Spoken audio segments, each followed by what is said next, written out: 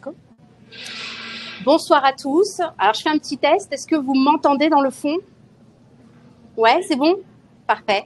Donc, bonsoir à tous. Merci d'être venus aussi nombreux à la conférence de la Caisse des Français de l'étranger et ses partenaires sur la protection sociale des Français qui résident aux États-Unis. L'idée de ce soir, c'est un peu de vous présenter effectivement toutes les possibilités qui s'offrent à vous au niveau de la protection sociale, mais également de la fiscalité. Et c'est pour ça qu'on a nos partenaires, donc Deloitte, Julie Denonfou de Deloitte, qui abordera les questions de fiscalité. Éric Pally, le directeur de la Caisse des Français de l'étranger, qui abordera aussi les services. Ouais, c'est compliqué. Non, on n'a pas de micro.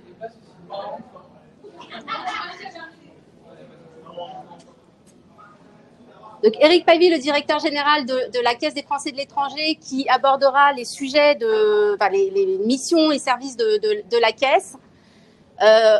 Jean-Christophe Pandolfi, donc le partenaire officiel de la CFE, donc via l'entité Santexpat, donc qui est courtier en assurance, et Johan Brugière de la société Orbis, qui abordera aussi les questions de fiscalité aux US. Et moi-même, donc Rachida Kassi, directrice du marketing et du développement à la Caisse des Français de l'étranger. Donc c'est un honneur de vous recevoir ce soir. Et donc très rapidement, l'idée c'est d'aborder avec vous de dresser un peu le portrait de la mobilité internationale. Julie, est-ce qu'en quelques mots, tu peux nous dresser nous donner les fondamentaux de la mobilité internationale? Avec plaisir. Bonsoir à tous. Je vais aussi essayer de parler fort, mais j'ai pas une grosse voix, donc merci d'avance de votre attention. La mobilité internationale, en fait, ce qu'il faut bien comprendre, et c'est ce qu'on essaye de vous transmettre quand on vous présente cette grille, c'est loin de vous faire peur, c'est de vous faire comprendre qu'une mobilité internationale, en fait, c'est vraiment une matière qui est transversale. C'est pas simplement de la fiscalité, c'est pas simplement de l'immigration, c'est pas simplement de la protection sociale, c'est vraiment un mélange des deux et des quatre et un savant mélange des quatre. On ne peut pas envisager une mobilité sans commencer par de l'immigration. Il y a eu une présentation d'ailleurs d'immigration plus tôt dans l'après-midi. De la même façon que si on ne se focus que sur le droit fiscal ou que sur la protection sociale, on risque de passer à côté. Et c'est en ça qu'il faut qu'on comprenne qu'une bonne mobilité, c'est une gestion des quatre. Après, ce soir, bien entendu, on va pas vous faire on va pas aller dans le détail de ces quatre aspects de la mobilité internationale. En revanche, ce qu'on va essayer de faire, c'est de faire vraiment un focus sur la partie sécurité sociale, que vous puissiez bien comprendre comment on peut être couvert au niveau de la sécurité sociale quand on est en mobilité. Et on fera aussi un petit focus sur la fiscalité, à la fois d'un point de vue français et à la fois d'un point de vue US pour les résidents aux États-Unis. Donc, si on passe, on va plus particulièrement au regard de la sécurité sociale. Au regard de la sécurité sociale, en fait, il y a deux grandes notions qu'on connaît. Ouais, je vais y arriver, excuse-moi. Au regard de la sécurité sociale, on a deux grandes notions. On a ce qu'on appelle le détachement d'un point de vue de la sécurité sociale et on a ce qu'on appelle l'expatriation. C'est deux concepts qui sont différents. Et c'est deux concepts que je vais essayer de vous expliquer brièvement pour vous expliquer quelle est la protection qu'on a derrière. Alors, la notion de détachement, quand on est détaché d'un point de vue de la sécurité sociale, c'est-à-dire c'est une exception et c'est une situation dans laquelle vous venez aux États-Unis, vous travaillez aux États-Unis, mais parce qu'on a un accord entre la France et les États-Unis, vous gardez le droit de cotiser au régime français de sécurité sociale obligatoire. Mais c'est une exception. C'est-à-dire que si vous ne faites rien, si vous ne demandez pas l'application de cette exception, vous serez dans une autre situation qui est l'expatriation. J'y reviendrai. Et pour qu'on puisse avoir un détachement, il faut bien entendu un texte. Donc, c'est pas toujours possible. Mais c'est possible quand on est sur une mobilité franco-américaine. Donc, c'est tout à fait possible de travailler, de vivre aux États-Unis, mais de rester assujetti au système français obligatoire de sécurité sociale et d'assurance maladie. Qu'est-ce que ça veut dire? Je peux passer sur le prochain slide. qu'est-ce que ça veut dire en pratique? Ça veut dire que c'est une exception, donc ça ne pourra pas durer à vitam aeternam, c'est à une durée limitée.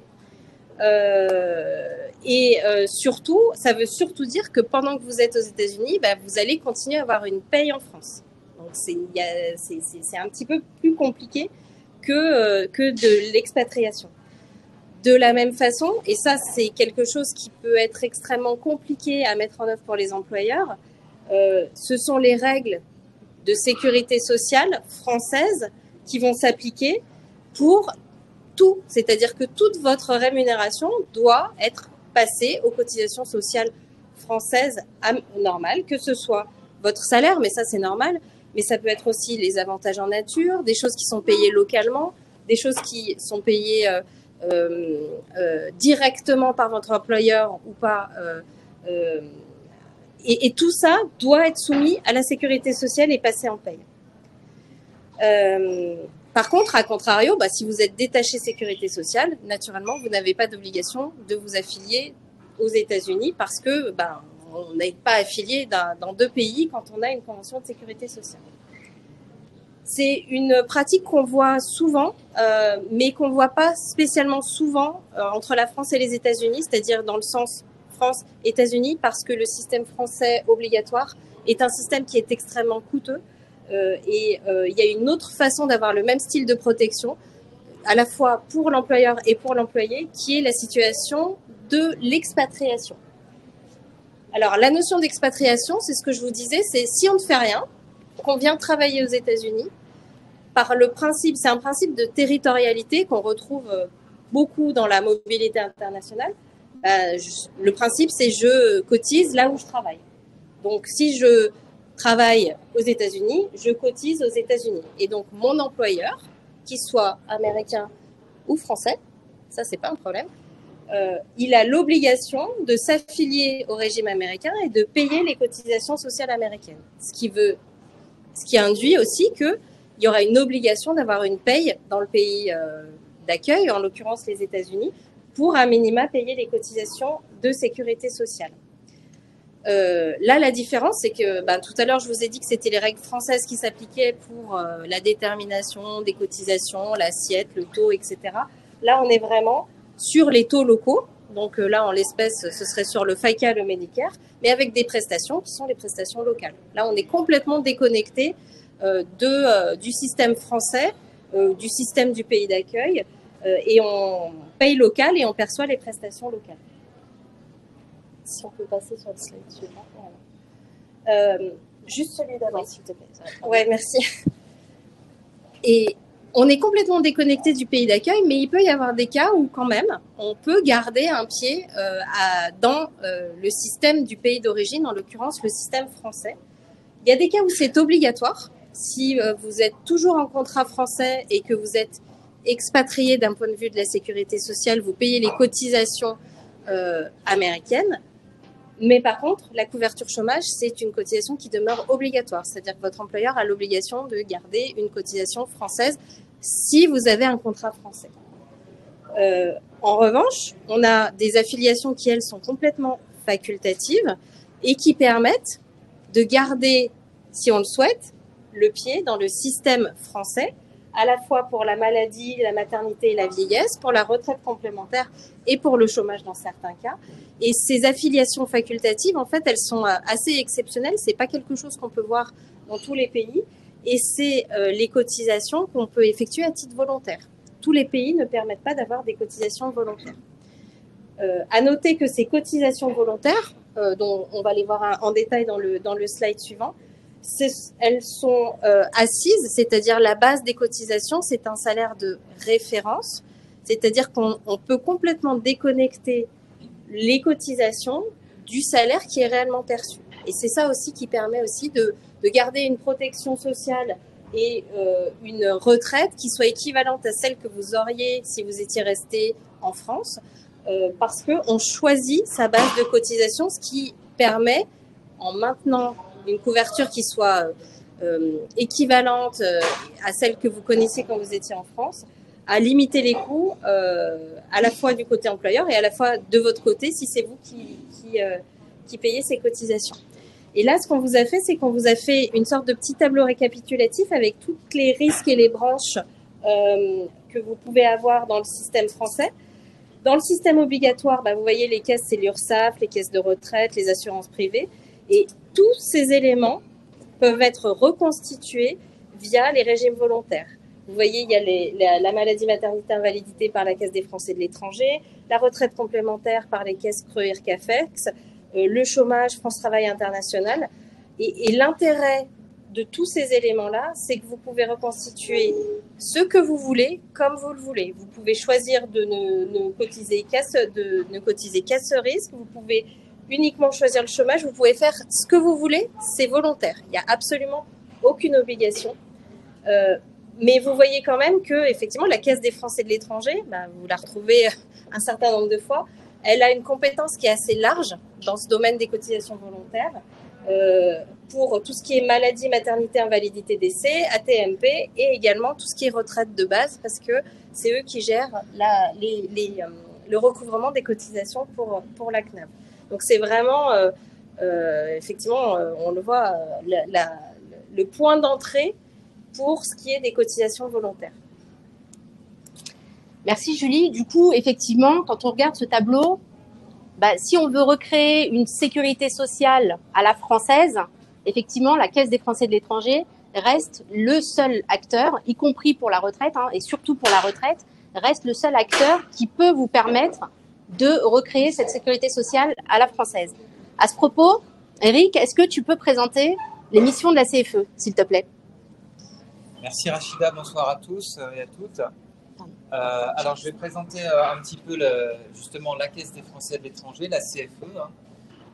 Il faut savoir que la CFE, c'est un organisme de sécurité sociale, c'est une caisse de sécurité sociale. Si tu veux dire. Pardon, excuse-moi. Oui. C'est une caisse de sécurité sociale qui a été créée en 1978, spécifiquement pour les Français partis vivre à l'étranger, avec au départ surtout des adhérents qui étaient des salariés de grandes entreprises françaises qui partaient à l'étranger, dans un moment où l'expatriation se développait beaucoup. Aujourd'hui, il faut savoir que la majorité des adhérents sont adhérents à titre individuel, donc en dehors du cadre d'une entreprise, même si on a encore beaucoup d'adhérents qui sont couverts via leur entreprise. On a un rôle qui est assez simple, c'est de proposer donc, cette continuité avec la France en matière de sécurité sociale, en santé, en retraite et en accident du travail, maladie professionnelle, on va montrer. Donc c'est proposer les couvertures françaises de sécurité sociale pour des Français partis à l'étranger. Donc pour vous donner une idée, nous avons des assurés dans le monde entier, tous les pays. Ça représente un peu plus de 150 000 clients couverts et effectivement un tiers sont couverts grosso modo par une entreprise et les 2 tiers sont des particuliers, des individuels comme on dit chez nous, qui souscrivent directement près de la CFE sur les 3 risques que j'ai cités. Voilà. Alors, en matière de santé, la grande différence de la CFE par rapport aux assurances, il y a énormément d'assurances santé sur le marché. Donc, qu'est-ce qui fait la différence entre une caisse de sécurité sociale comme la CFE et une assurance santé lambda? Alors, il y a 3 grandes différences qu'on a mis en exergue là. D'abord, c'est le côté accessible à tous, c'est-à-dire qu'en santé, il y a uniquement une condition de nationalité française ou européenne, sachant, je le précise, qu'on couvre les conjoints ou les enfants, quelle que soit la nationalité. Mais il faut que le titulaire du contrat soit quand même français ou européen, c'est dans nos statuts. Donc, sinon, il n'y a pas de questionnaire médical à la CFE, il n'y a pas de barrière d'âge pour adhérer. Donc, c'est ouvert à tous selon les principes de la sécurité sociale. Le deuxième élément, c'est cette continuité des droits avec la France. Puisqu'en fait, si on adhère à la CFE lorsqu'on quitte la France, on est couvert en continuité du régime général, du régime obligatoire quand on part de France. Et au retour en France, quand on retourne vivre en France, il n'y a aucune carence. La CFE va vous couvrir jusqu'à ce que le régime obligatoire prenne le relais. C'est important parce que si aujourd'hui vous avez une assurance santé américaine pure et que vous retournez vivre en France, il faut savoir que vous avez un délai de carence de 3 mois. 3 mois pendant lequel vous n'avez aucune couverture par la sécurité sociale en France, sauf à travailler, à venir dans le cadre d'être dès le premier jour rémunéré en France. Là, vous avez des droits directement. Et si vous revenez en France comme ça, vous n'êtes absolument pas couvert pour vos soins. Et les soins, ça peut arriver à tout moment. Donc c'est un des points forts, c'est cette continuité qu'on assure avec la France. Et puis la carte vitale, qui symbolise aussi le rattachement à la sécurité sociale, c'est qu'aucun assureur santé ne vous proposera la carte vitale pour les soins en France. La CFE, éventuellement combinée, on verra, avec des assurances privées, permet d'avoir en France la carte vitale et tous les avantages qui vont avec, donc la facturation électronique et dans certains cas le tiers payant pour les soins. Voilà. En termes de solutions, donc sur la santé toujours, donc il y a eu une grande réforme de la CFE en 2019 qui a complètement remis à plat toutes les couvertures. Donc il y a maintenant un nombre limité de contrats. Voilà. Il y a quatre grandes situations. C'est relativement simple. Donc on a une couverture santé sur le monde entier qu'on appelle monde expat, qui est la couverture standard de la CFE, la plus courante, qui couvre en santé dans tous les pays du monde. Et le niveau des remboursements dépend du pays où on réside. Donc ici, les États-Unis, c'est évidemment un des pays les plus chers au monde en santé. Donc c'est là où en taux de remboursement, la CFE rembourse moins. Si vous allez sur des pays moins chers, le Maroc ou d'autres pays, par exemple en Afrique, on rembourse davantage le pourcentage de la dépense parce que l'idée est que chacun cotise au même niveau, quel que soit le pays, mais il est remboursé en fonction du coût de la santé dans son pays pour qu'on rembourse à peu près la même chose qu'en France pour une même opération, par exemple, partout. Donc, on a cette couverture dans le monde entier. On a sa variante pour les jeunes qui s'appelle Jeune Expat Santé pour les moins de 30 ans et qui est la même couverture mais moins coûteuse puisque à la fois pour attirer des jeunes à la CFE, pour équilibrer l'ensemble de la pyramide des âges, hein, c'est important, et aussi parce que les jeunes ont moins de problèmes de santé globalement. Donc on a un produit spécifiquement pour les jeunes. Et après, on a deux produits spécifiques. Alors le premier est assez intéressant. Ici, il a beaucoup de succès à New York et il a été créé il y a quelques années seulement. C'est France Expat Santé. C'est une couverture qui ne couvre que en France. Donc l'intérêt, c'est quelqu'un qui a une assurance santé qui lui convient bien ici et qui ne souhaite pas spécialement en changer, mais qui rentre régulièrement en France pour des séjours temporaires. C'est intéressant de souscrire à France Expat Santé parce que vous serez couvert par la CFE comme par la Sécurité sociale française pour vos séjours en France. Ça signifie donc une carte vitale et les soins remboursés à la hauteur de ce que fait la Sécurité sociale, mais par la CFE pour tous vos séjours en France. Donc ça a été créé spécifiquement et ça marche très bien.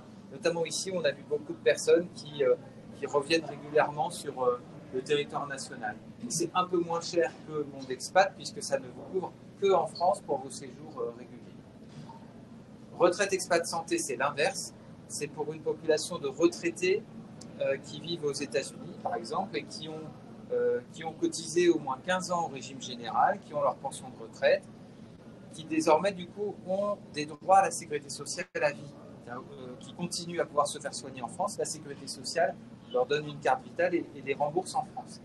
Eux, par contre, peuvent être intéressés uniquement par la couverture aux États-Unis. Donc, c'est un peu l'inverse de France Expat, c'est tout sauf la France. Voilà. Donc, on a ces quatre grandes couvertures. Après, notre système est simple. Le tarif de cotisation ne dépend plus du tout des revenus. Maintenant, c'est uniquement si vous êtes seul ou en famille. Donc, famille, c'est à partir de 2 personnes. Sinon, c'est tout seul. Si vous voulez donc la France ou l'ensemble du monde. Et puis la tranche d'âge. C'est la tranche d'âge qui va jouer sur le tarif. Et puis, je précise aussi sur les services, parce que ça a beaucoup changé il y a quelques années, il y a encore 10 ans. Tout se passait en papier avec la CFE. C'était assez compliqué, surtout pour des expats, puisqu'il fallait envoyer par la poste ces factures papier.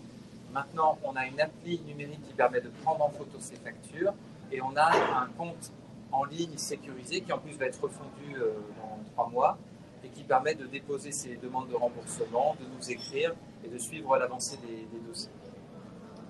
Voilà.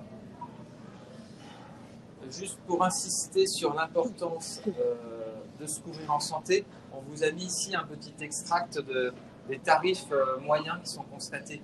Alors, à gauche, c'est les tarifs français qui sont des tarifs conventionnés. En France, la santé est très régulée, donc il y a des dépassements d'honoraires. Il y a un tarif officiel de la consultation, par exemple 26,50 €, ou d'un accouchement, c'est 3 000 €. Une coloscopie, c'est 300 €. Bon, ces mêmes exemples aux États-Unis, alors là, c'est les États-Unis globalement, c'est pas New York, et c'est des tarifs constatés sur des moyennes, donc vous pouvez avoir des variantes, mais on trouve des moyennes autour de 150 euros, hein, on a fait des équivalents, 150 euros sur la consultation, 3000 euros pour une coloscopie, donc 10 fois plus cher qu'en France, et l'accouchement, c'est pareil, on a mis 17 000 euros, mais ça peut être encore beaucoup plus cher dans certains cas. Donc, la santé est très coûteuse et c'est important de bien se protéger, au moins avec la CFE, c'est un filet de sécurité, et encore mieux, éventuellement, une complémentaire. Merci Eric. Effectivement, quand on voit ce tableau, on peut supposer que le remboursement sécurité sociale, en tout cas CFE aux États-Unis, ne peut pas être suffisant. Je vais laisser la parole à Jean-Christophe. Est-ce que tu peux nous rappeler un peu ton rôle pour la CFE? C'est le micro. C'est le micro, il faut que tu parles pour qu'on puisse t'entendre en live. Tu crois qu'ils vont m'entendre avec ça? Non, c'est les personnes en live qui t'entendent. Voilà. Donc Jean-Christophe va rappeler son rôle donc de conseiller pour la CFE et autres pour les US, mais surtout, il va avoir un vrai rôle de conseil sur à quel moment il faudra avoir la CFE ou ou un autre plan local. Je te cède la parole. Merci Rachida. Bonsoir, je suis Jean-Christophe Pandolfi. Je suis le CEO et fondateur de Santexpat.fr. Et en fait, c'est à la fois un comparateur d'assurance digitale qui va vous permettre de comparer 300 contrats d'assurance auprès de 31 assureurs de manière tout à fait digitale, avec un algorithme qui va présélectionner en fonction de votre âge, en fonction de votre composition familiale, mais aussi en fonction de votre état de résidence. Si vous êtes à New York, vous n'aurez pas les mêmes offres que si vous êtes en Pennsylvanie, par exemple. Et qui va vous présélectionner en disant ben voilà le meilleur rapport qualité-prix, voilà le moins cher, voilà le contrat premium. Et au-delà de ça, il y a une dimension humaine aussi chez Santexpat.fr où il y a 12 personnes qui sont à votre disposition pour vous conseiller, pour affiner la sélection de votre offre si jamais l'algorithme ne vous suffit pas, et qui va vous accompagner dans la souscription du contrat auprès de l'assureur et qui également va vous accompagner tout au long de votre vie à l'étranger. Alors Santexpat, ça couvre tous les Français de l'étranger, pas seulement les Français, parce que techniquement, on peut assurer toutes les nationalités, quels que soient les pays du monde, absolument tous les pays du monde. On a assuré la semaine dernière des salariés de Business France qui partaient en Irak, par exemple. On arrive à assurer en Russie, la Corée du Nord s'est ouverte, on arrive à assurer. Donc, on n'a vraiment aucune contrainte, quelle que soit la durée de votre expatriation ou de votre séjour à l'étranger, de un jour à votre vie entière, et quel que soit le pays. Donc, Santexpat, en quelques chiffres, ça a été créé en 2020. On a assuré depuis plus de 8000 personnes et c'est 12 millions de dollars de primes d'assurance annuelle. Et c'est 13 collaborateurs avec moi. Santexpat, c'est certifié B Corp. Et donc, on a un taux de satisfaction client. Vous pouvez aller sur le site, vous verrez notre taux de satisfaction. Donc, on est à 4,9 et là, aujourd'hui, on a 500 avis. Ça date de l'an dernier. Et on va aller sur d'autres slides. Donc là, c'est les chiffres que je vous ai évoqués. C'est assez simple d'aller sur santexpat.fr. Vous n'avez que quelques questions. Et ensuite, vous verrez automatiquement la pertinence. Donc, on est référent de la CFE pour les USA et on préconise fortement, notamment pour les USA, la souscription d'un contrat France Expat. Pas dans tous les cas, mais assez souvent, notamment si vous avez plus de 50 ans, ce qui est mon cas, et si vous avez une propension, une potentialité d'une affection de longue durée, on conseille fortement d'avoir une couverture France Expat pour éventuellement rentrer en France et être beaucoup mieux accompagné que si vous étiez aux USA, notamment pour pouvoir vous exprimer dans votre langue maternelle, comprendre votre diagnostic médical dans votre langue maternelle et sur certaines pathologies être beaucoup mieux accompagné qu'aux USA avec les contrats que vous pouvez avoir ici. Donc, je disais tout à l'heure, on représente 31 assureurs, c'est à peu près 300 contrats d'assurance. Sur les USA, ils ne sont pas tous pertinents. On travaille avec quelques compagnies sur les USA. Et si vous voulez, sur les USA, ce qu'on s'aperçoit, c'est que vous savez que la santé est extrêmement chère. Les contrats sont extrêmement chers. On est à la fois courtier américain depuis quelques jours et courtier en France. Donc, on a la capacité de vous accompagner, d'accompagner les Américains aux États-Unis avec des contrats américains comme Cigna, Blue Cross Blue Shield, United Healthcare, Aetna, etc. Et de vous accompagner avec des contrats français et aussi d'autres nationalités, hein, luxembourgeois, israéliens, anglais, etc., qui sont extrêmement pertinents. Et on s'aperçoit que d'une année à l'autre, et vous en apercevez certainement avec vos contrats d'assurance, ça augmente beaucoup. Et donc, on va tous les ans, grâce à notre algorithme, vérifier la pertinence de votre contrat par rapport à votre situation. Vous vieillissez, donc vous êtes peut-être dans une nouvelle tranche d'âge. Ce contrat est peut-être moins pertinent aujourd'hui. On va vous en proposer un qui va devenir plus pertinent. Et tel assureur qui était moins pertinent avant va dire bah, tiens, les USA, j'ai envie de m'y réintéresser. Donc, je vais pas citer des noms d'assureurs, mais vous connaissez tous April, Message International, Malakoff Humanis. Certaines années, ils sont bons pour les USA, d'autres non. Donc, on va suivre de manière proactive vos contrats et vous renseigner. Donc, globalement, tous les 3 ans, on va vous amener à changer vos contrats parce que les primes ne seront pas adaptées ou les couvertures ne seront plus adaptées. Donc, au-delà des contrats d'assurance, Santexpat, c'est aussi des services qu'on a développés particulièrement pour des pays comme les USA où il n'y a pas de système de sécurité sociale, donc un accompagnement qui est très faible. Je commence par la maternité, quand même, c'est le plus pertinent. Vous savez qu'il y a des protocoles médicaux et gynécologiques aux USA qui sont très différents de ce qu'il y a en France. En France, on a quand même des protocoles qui sont beaucoup plus poussés. Donc, avec 9 mois et plus, c'est un service qu'on a mis en place pour tous nos clients où vous allez avoir un service, vous allez avoir accès à un service de sage-femme 24/7 par chat qui vont répondre à toutes vos questions. Si c'est votre première grossesse, dès que vous avez un doute, une question, vous allez avoir quelqu'un qui va être en capacité de vous répondre et de communiquer en français. Comme je l'ai dit tout à l'heure, vous échangez dans votre langue maternelle, c'est plus simple pour exprimer vos symptômes et comprendre le diagnostic médical. Et aussi pour les 9 premiers mois de parentalité, donc quand vous avez un nouveau-né. Ginger, pareil, c'est sur la santé de la femme, c'est sur l'endométriose.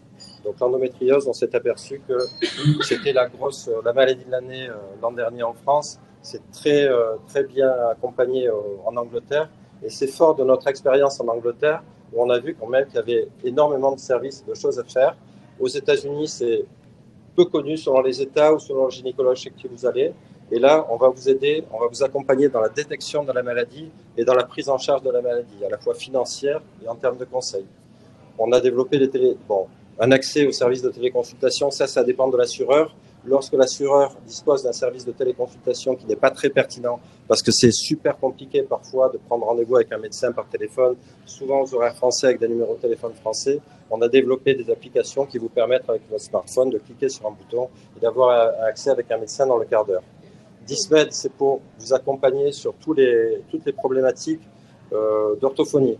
Donc, on a par exemple la fille d'un client au Mexique qui a eu un AVC à 7 ans, donc c'est très jeune, et qui a perdu l'usage de son français et de son espagnol.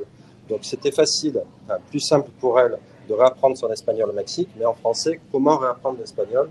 Et donc, on a Dismed qui est un service de téléconsultation en français pour l'orthophonie. Ensuite, Salvom, c'est apprendre les gestes de premier secours. Medit Simple, ça fonctionne au UK, c'est le Doctolib au UK. Et ensuite, je ne vais pas entrer dans les détails, mais c'est pour vous dire qu'on a développé des services qui, au-delà du contrat d'assurance, vont vous accompagner dans le quotidien de vos protocoles de soins et de vos pathologies éventuelles. De manière à faire en sorte que, dans la même philosophie, de vous accompagner, parce que notre philosophie, notre raison d'être, selon la loi Pacte de 2019, qui est inscrite à nos statuts, c'est viser au rayonnement à l'international de l'excellence de la protection sociale française, grâce à l'accompagnement de la CFE et à un esprit mutualiste et solidaire qui va vous accompagner, et non pas dans un esprit de l'assurance extrêmement financière comme on peut l'avoir aux États-Unis, où quand vous allez chez le médecin, en fait, vous ne savez pas s'il vous donne ce conseil, ce traitement, parce que c'est dans votre intérêt d'un point de vue de la santé ou dans son intérêt d'un point de vue financier. Et c'est pour ça qu'on vous accompagne avec cette philosophie française du serment d'Hippocrate de dire tout ce qu'on veut, c'est d'abord votre bien et c'est pour vous qu'on fait ça. Donc c'est pour ça que vous avez un peu, grâce à tous ces services, une approche franco-française. Il y a un autre service qui n'est pas indiqué ici, qui s'appelle deuxièmeavis.fr, qui vous permet, dans tous les cas où vous avez un doute sur la pathologie ou un questionnement sur la pathologie, ou si vous avez mal compris le diagnostic du médecin, en 7 jours, vous pouvez uploader l'intégralité de vos diagnostics, de vos analyses, et vous allez avoir un rapport totalement franco-français auprès de 300 médecins spécialistes, donc quelle que soit la spécialité, qui va vous confirmer ou qui va amender le diagnostic médical de votre médecin américain qui aura peut-être été influencé par l'aspect financier des choses. Et dans certains cas, suite à ça, on vous donne la possibilité de rentrer en France parce que comme nos contrats d'assurance sont internationaux, d'être soigné en France, soit en complément de la CFE, soit au premier euro, et d'être pris en charge avec un service de conciergerie médicale. Par exemple, je prends un exemple, un cancer du pancréas aux États-Unis et dans le monde entier, vous avez 20% de chances de succès, de survie. En France, il y a un protocole médical qui a été développé par Gustave Roussy qui augmente vos chances de survie de 47%. Donc, étant donné que d'une part, ça va coûter moins cher à l'assureur de vous faire soigner en France parce que les coûts de soins sont moins chers en France, et d'autre part, parce qu'on va augmenter vos chances de survie et de succès au traitement, on va faire en sorte de vous accompagner dans votre rapatriement en France et l'organisation de vos soins en France. Là, je prends un exemple extrêmement grave comme le cancer du pancréas, parce que c'est très spécifique et la différence entre 20% et 47% est grande. Mais si vous êtes en Chine, par exemple, ça aurait été 10%. Et donc, dans ces cas-là, il y a encore plus de cas où on vous pousse à être rapatrié et à vous accompagner en France. Voilà les services qu'on vous propose. Merci Jean-Christophe. Donc on a bien détaillé les couvertures, enfin la partie santé, mais on a vu en début de présentation que la sécurité sociale, c'est pas que la santé, c'est aussi d'autres garanties comme l'accident du travail, les maladies professionnelles et la retraite qui s'adresse aux salariés. Eric, est-ce que tu peux détailler ces deux garanties à l'étranger du coup? Tout à fait. Alors on va commencer, je crois, par les accidents du travail et maladies professionnelles. Donc là, c'est vraiment effectivement pour les salariés. Alors, je vais passer un peu plus vite pour parler davantage de la retraite, parce que là, donc ça vise des accidents du travail au sens de la sécurité sociale en France. Donc un accident qui survient sur le lieu de travail, à l'occasion du travail, ou éventuellement sur un trajet pour aller au travail ou en revenir. Quand on est dans cette situation en France, vous savez qu'on a la reconnaissance d'un accident de travail et du coup, on a à la fois des arrêts de travail qui sont indemnisés et les soins qui sont mieux remboursés. Là, vous pouvez donc prendre cette assurance à la CFE. Donc, ça fonctionne de la même manière que les accidents du travail en France, avec la possibilité donc de remboursement des frais, les indemnités et éventuellement une rente d'invalidité, enfin une rente d'incapacité de travail si l'accident du travail le justifie. De la même manière, les maladies professionnelles sont reconnues par la sécurité sociale comme par nous et donnent droit à des indemnisations, des rentes. Il y a aussi un capital d'essai qui est possible dans certains cas. Donc, ce qui est intéressant, c'est que la cotisation est relativement faible pour un risque qui peut être relativement fort. Parce qu'en fait, on est sur une cotisation qui démarre à 57 € par trimestre pour le niveau le plus bas. Donc, ce n'est pas très élevé. Et c'est un risque qui peut être lourd parce qu'un accident du travail peut avoir des conséquences assez lourdes. Voilà. Donc, ça peut être intéressant à regarder selon ce que vous avez déjà comme couverture. Accident du travail et maladie professionnelle. Maintenant, je voudrais aller sur la retraite parce qu'on a eu beaucoup de questions sur la retraite. Alors, la retraite en France, puisque nous, on fait le pont avec la retraite française, je rappelle simplement comment ça fonctionne. Lorsque vous allez souhaiter liquider votre retraite française, il faudra avoir l'âge légal du départ en retraite, c'est porté à 64 ans. Vous allez devoir avoir une durée de cotisation suffisante. Il ne suffit pas d'avoir l'âge légal, il faut aussi avoir cotisé suffisamment longtemps en nombre de trimestres. Donc aujourd'hui, on va jusqu'à 172 trimestres et chaque réforme retarde un peu décale selon l'année de naissance. Donc il y a plusieurs échéances, mais on est dans cet ordre-là de durée. Et puis, on doit aussi on regarde aussi votre revenu des 25 meilleures années. Voilà, c'est les critères qui vont compter. C'est comme ça que ça fonctionne et qui permettent de calculer la retraite et ensuite de vous la donner. Seulement, voilà, quand on quitte la France et qu'on sort du système, on ne cotise plus pour sa retraite. Donc, alors, aux États-Unis, il y a quand même une convention France-États-Unis qui permet quoi? Qui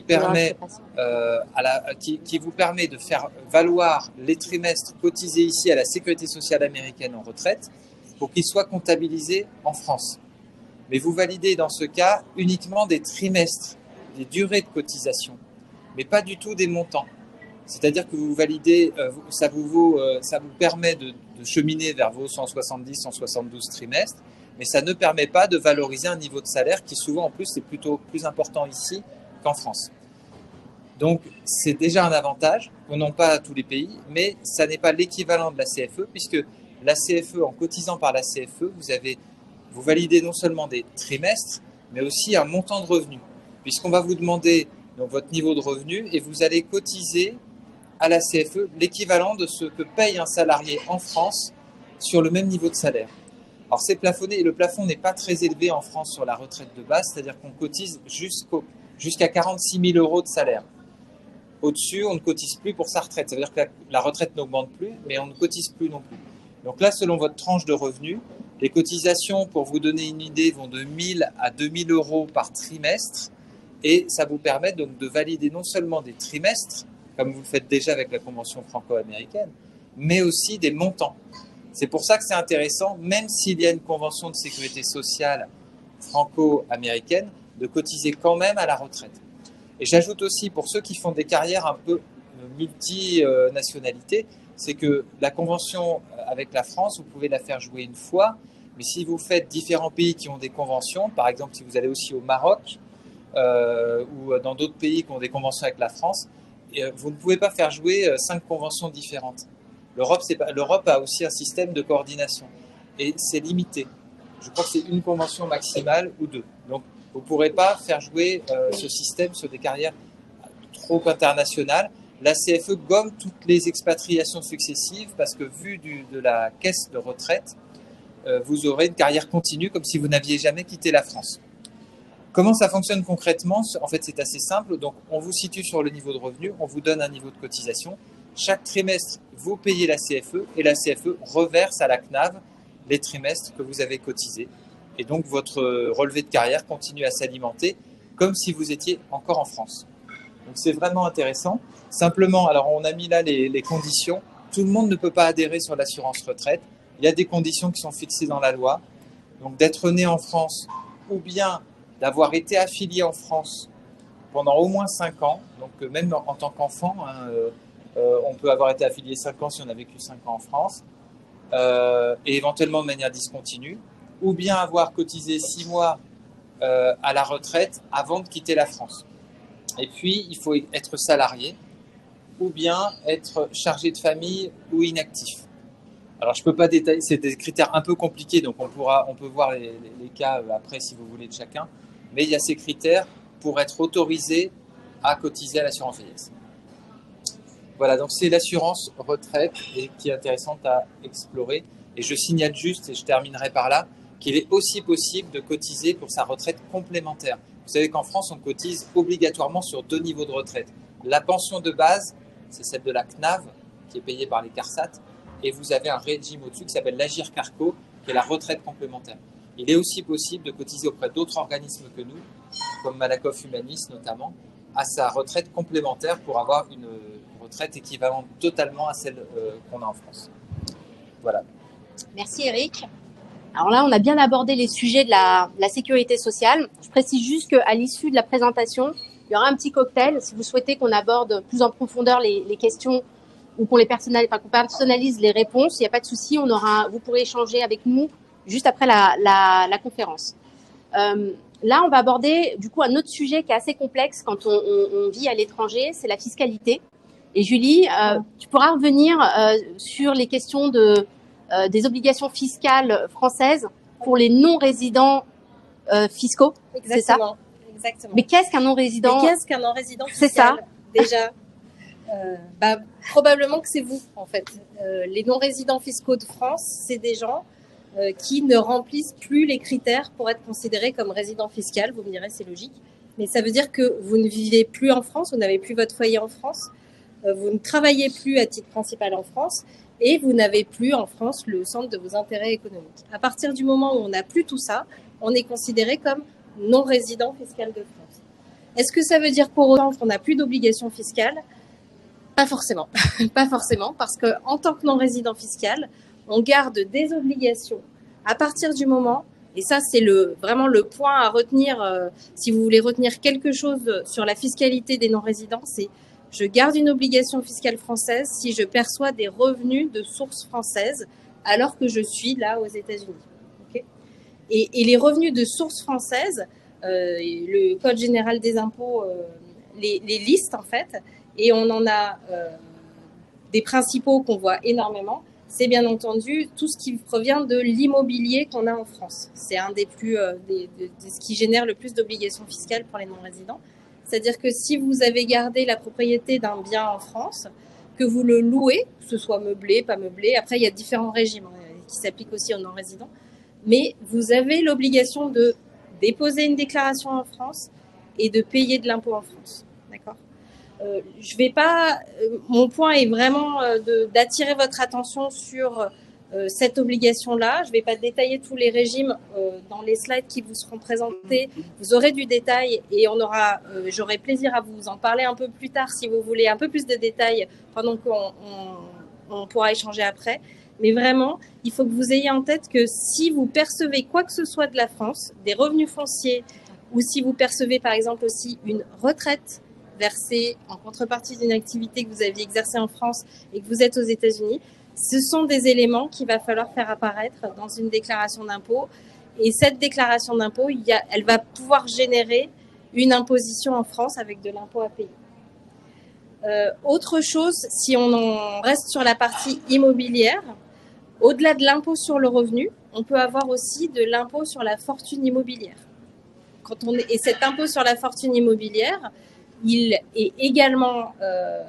existe également quand on n'est plus résident français. Si par exemple, vous avez gardé un bien en France, vous ne le louez pas, donc pas de déclaration. Mais par contre, ce bien, il dépasse la valeur de 1,3 million d'euros. Alors, vous êtes dans le champ de l'impôt sur la fortune immobilière. Et ça veut dire que même en étant loin de France, même en étant parti de France depuis 20 ans, vous avez, c'est votre responsabilité, l'obligation de déposer une déclaration d'impôt sur la fortune immobilière.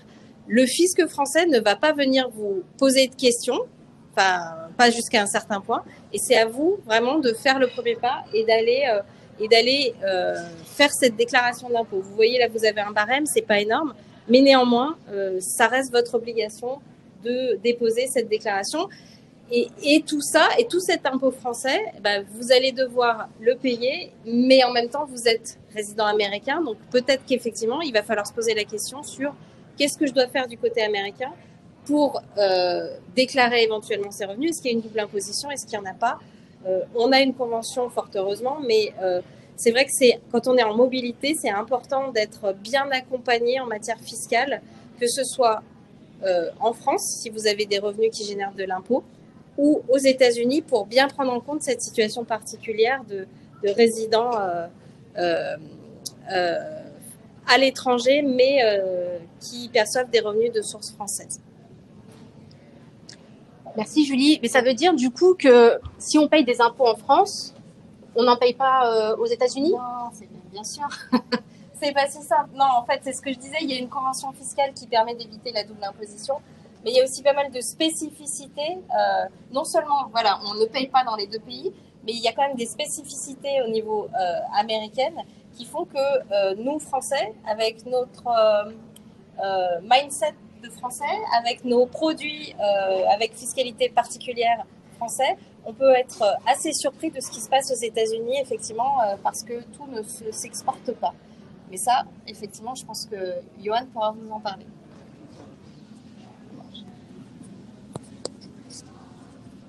Oui, bonsoir à tous. Donc, Johan, je suis le cofondateur d'un cabinet qui s'appelle Orbis. Donc, on est le penchant de Deloitte, en fait, aux États-Unis. On aide principalement les sociétés européennes dans leur politique de rémunération et d'expatriation de leurs salariés aux États-Unis. Donc, nous, sur cette présentation, on se place côté entreprise, c'est-à-dire en tant qu'entreprise, dans la politique de rémunération de vos salariés expatriés aux États-Unis, quels sont les points d'attention. Donc, on ne va pas tout voir. Les États-Unis, c'est très compliqué. Donc, on va voir vraiment les principes généraux, ce qu'on voit le plus. Bien sûr, il y a toujours des exceptions et des cas spécifiques.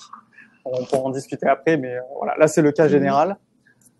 Donc, on aura 3 slides principales. Il y a quelques idées reçues qu'on va déconstruire tout de suite. pour poser le sujet. 2, on verra tout ce qui est lié au plan d'entreprise, plan d'action, plan de retraite, etc. Et enfin, on verra quelques nouveautés qu'il y a eu dans la jurisprudence sur les 2-3 dernières années qui vont à votre faveur en tant qu'expatrié aux États-Unis. Donc, c'est important d'avoir ces points en tête. Voilà. Donc, les quelques idées reçues. Premièrement, d'un point de vue général, c'est qu'aux États-Unis, vous verrez nulle part dans la loi fiscale ou la loi sociale le statut de détaché ou d'expatrié. Ça n'existe pas. D'accord? Donc, c'est vraiment un statut qui existe côté, ce qu'expliquait Julie, côté français. Nous, à partir du moment où vous travaillez aux États-Unis, vous êtes présent aux États-Unis, vous êtes résident fiscal américain, à partir du moment où vous travaillez, votre salaire est considéré de revenu de source américaine. Donc, par défaut, vous devez payer l'impôt sur le revenu américain et les charges sociales américaines. D'accord? Donc, vous pouvez éviter les charges sociales en faisant appel au statut de détaché en France. D'accord? Donc, c'est la convention fiscale de sécurité sociale entre la France et les États-Unis, et ça nous permet de cotiser en France sur les charges sociales et pas cotiser aux États-Unis. Mais par contre, aux États-Unis, vous aurez toujours l'impôt sur le revenu qui devrait être payé aux États-Unis, au niveau fédéral, et New York City, etc. Ou en Californie, si vous habitez. Voilà. Ça, c'est très, très important. Ça, je passe rapidement, mais c'est plus côté employeur. Si vous avez des clauses d'égalisation fiscale, faire très attention parce que c'est souvent négligé. Et il y a souvent des conflits employeur-employeur dans ces clauses d'égalisation fiscale. Et on pourra en parler plus précisément, mais bon, je pense que c'est pas le sujet du jour, donc on va passer ça rapidement. Mais si vous voulez en discuter et que c'est un sujet qui vous intéresse, on peut en discuter également. Et ensuite, les avantages en nature. Nous, on voit souvent des entreprises qui payent l'école des enfants, qui payent la CFE, etc. Et tout ça est jamais inclus bien sûr, dans la paye, puisqu'on considère que c'est des avantages en nature. Aux États-Unis, par défaut, tous les avantages en nature sont considérés comme taxables. C'est-à-dire qu'ils doivent faire partie de votre paye, ils doivent être soumis à la sécurité sociale américaine et à l'impôt sur le revenu américain. D'accord? Donc ça, c'est par défaut. Et après, vous avez des exceptions. Et généralement, les exceptions sont assez limitées sur des plans purs, des avantages purs américains qui rentrent, par exemple le 401k, le HSA, etc. Donc, c'est des choses vraiment très spécifiques. Donc là, il faut faire attention parce que si l'école de vos enfants sont payées par la société, généralement, si c'est pas inclus dans vos bulletins de salaire, en cas d'audit, ça peut aller très, très rapidement des pénalités assez conséquentes et des niveaux d'imposition assez conséquents. Voilà. Donc ça, c'est des choses qu'il faut vraiment discuter avec votre employeur ou avec votre employé, selon là où vous vous situez, parce que ça peut changer une paye de tout au tout. Alors ensuite, les cotisations sociales. Donc ça, c'était le sujet, le thème d'aujourd'hui. Donc on voit souvent, nous, des employeurs qui vont prendre en charge des cotisations CFE, justement, où en fait, vous avez des expatriés locaux qui vont être sur les payes locales américaines, avec les charges sociales locales et l'impôt sur le revenu local. Mais pour garder les avantages en France, on va cotiser à la CFE, justement, pour remplacer la caisse de sécurité sociale, comme on vous l'a bien expliqué ce soir. Donc là, il faut être attentif parce que est-ce que la question c'est est-ce que ces cotisations volontaires sont considérées comme taxables vis-à-vis du fisc américain? D'accord? C'est-à-dire sont considérées concrètement comme des avantages en nature. Donc ça, bien entendu, c'est très spécifique. Il n'y a pas la réponse noir sur blanc en fait dans les textes, dans la jurisprudence. Nous, ce qu'on dit, ce qui est sûr, c'est que la maladie, les cotisations maladie, si vu que c'est pas en fait dans des assurances maladie qui sont compliant US, généralement ça va devenir taxable automatiquement. Tout le reste, il y a des arguments pour faire en sorte que ce soit pas taxable. Donc après, ça dépend des employeurs, quelle est leur aversion au risque et quelle position ils sont prêts à prendre en fait sur ces cotisations pour les déclarer en tant qu'avantage en nature ou pas. Voilà. Donc ça, généralement, nous, c'est vraiment du cas par cas où on explique les risques, les plus, les moins, et ça dépend aussi des employés et des niveaux de cotisation en fait volontaires plus ou moins importantes, et donc le risque plus ou moins important, et en fonction de ça, ils prennent une position. Voilà. Donc si vous avez le cas, côté employé aussi, je vous conseille voilà, d'en discuter avec votre employeur si c'est des sujets dont vous n'avez jamais discuté, parce que pareil, si vraiment tout ça est considéré comme avantage en nature en cas d'audit, ça peut être conséquent l'imposition fiscale. Et enfin, les retraites complémentaires. Donc là, les retraites complémentaires, c'est un peu le même sujet, c'est-à-dire que si on rentre dans un cas pour faire simple, qui est un peu l'équivalent du 401k, où on va considérer que c'est pas taxable, du coup, votre retraite complémentaire française à travers les cotisations CFE, ce sera le cas, mais que dans les limites en fait du 401k. Donc la limite qui est à peu près de entre 20 et 25 000 par an. Tout le reste, généralement, sera taxable, quand bien même on considère que la cotisation n'est pas taxable. Donc il y aura une limite capée qui sera à peu près l'équivalent du 401k annuel ici aux États-Unis. Les plans d'entreprise. Donc ça, c'est la deuxième partie.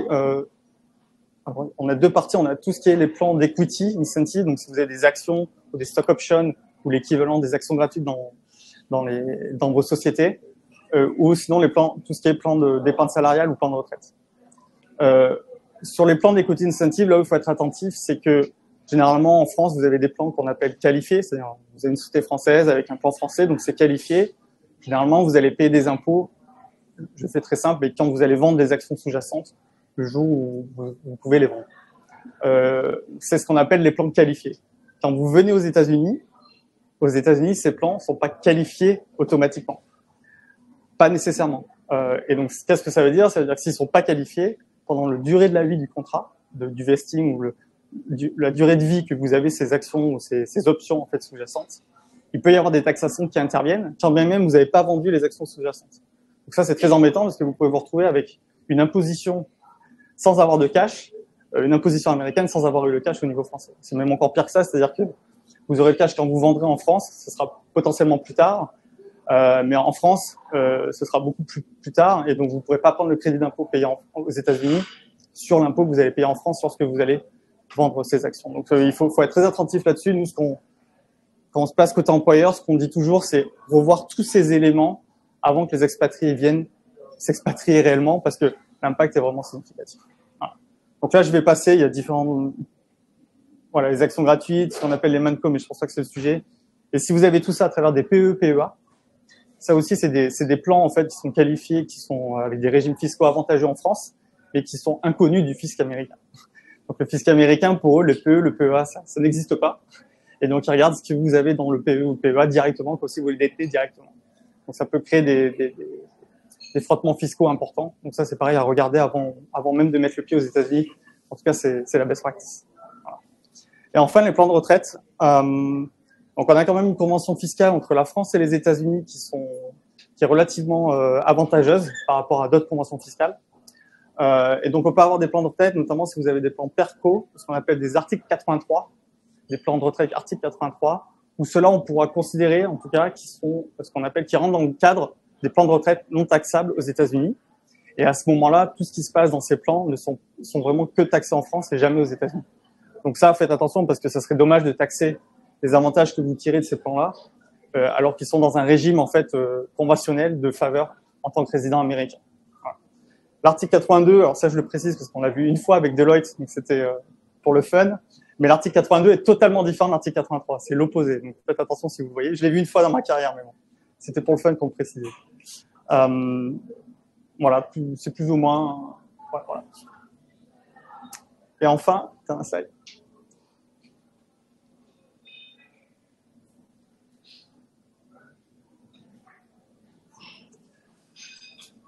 Et le... Voilà. Alors, non, c'est parti trop loin. Voilà. Bon, on va éviter la mobilité inter-État. Ce qui est très important, je pense, à savoir, c'est les nouveautés qu'on a. Il y a deux nouveautés principales. Alors, une qui date depuis un petit moment, qui est la CSG-CRDS. Avant 2018, la CSG-CRDS était considérée comme une charge sociale vis-à-vis du fisc américain. Et donc, en fait, vous ne pouviez pas la prendre en crédit d'impôt. Donc, si vous aviez un salaire, vous cotisez aux charges sociales en France, la CSG-CRDS est considérée comme une charge sociale.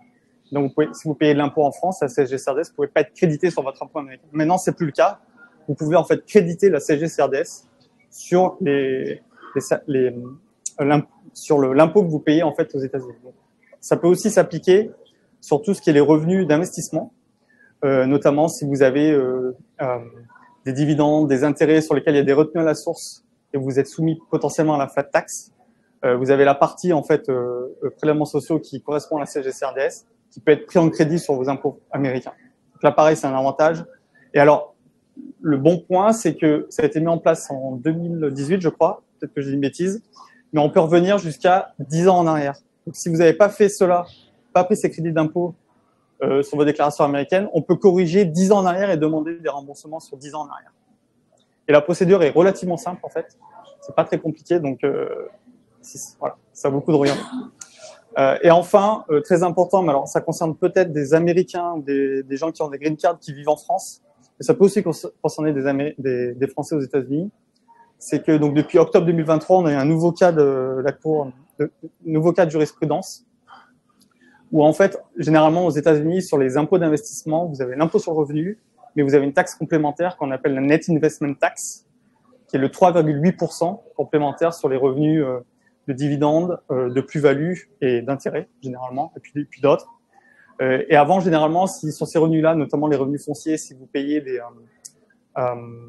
des impôts en France, parce que la convention fiscale permet à la France d'imposer ses revenus, vous alliez les imposer aux États-Unis, mais vous alliez prendre en crédit d'impôt ce que vous avez payé en France. Et ce crédit d'impôt, vous ne pouviez pas l'appliquer à cette Net Investment Tax. Donc, généralement, votre frottement fiscal était, vous payez en plus aux États-Unis, vous payez cette taxe en complément, quand même vous avez déjà payé 30% ou 35% en France. Donc là, maintenant, on pourra appliquer ces impôts sur la Net Investment Tax. Donc, potentiellement, plus pouvoir payer la Net Investment Tax sur ce type de revenus d'investissement. Ça a été mis en place, la jurisprudence date de octobre 2023. Les formulaires sont même pas disponibles. Donc, dans vos taxes, vous pouvez pas faire cette manipulation. Pour être honnête, donc nous, on le fait de manière un peu outside, de manière un peu explicative dans la déclaration, etc. Tous les clients pour lesquels on a fait ça l'année dernière, parce que c'était la première année pour lesquels on pouvait le faire, on a tous reçu des audits. Donc c'est vraiment frais. Donc, je peux pas vous dire ce qu'il en est. Il y aura peut-être d'autres jurisprudences prochainement. Mais en tout cas, aujourd'hui, c'est quelque chose qu'on peut faire et qui est une position raisonnable dans vos déclarations fiscales. Voilà. Après, il y a la mobilité inter-État, ça c'est plus pour les gens qui voyagent entre les États. Vous avez la même problématique quand vous travaillez entre la France et les États-Unis. Si vous travaillez la moitié du temps entre la Californie et New York, potentiellement, vous pouvez être imposé en Californie et à New York. Et donc ça, c'est des sujets aussi qu'il faut regarder, qu'il faut pas négliger, notamment maintenant avec le remote work, où tout le monde travaille un mois à droite à gauche, potentiellement. Il faut être attentif sur les sujets sociaux et fiscaux, et encore même plus côté employeur. Parce que côté employeur, il y a un risque assez important. C'est à peu près tout. Voilà, je pense qu'on peut. Super, merci beaucoup, Johan. Pardon. Hop. Merci à tous. En fait, on a essayé de pas être très très long. Le support vous sera envoyé. Je le redis, il y a un cocktail qui commence là juste après. Si vous souhaitez qu'on échange, on est vraiment tous à votre disposition. Et merci à tous les intervenants d'avoir été clairs et concis en même temps. Merci.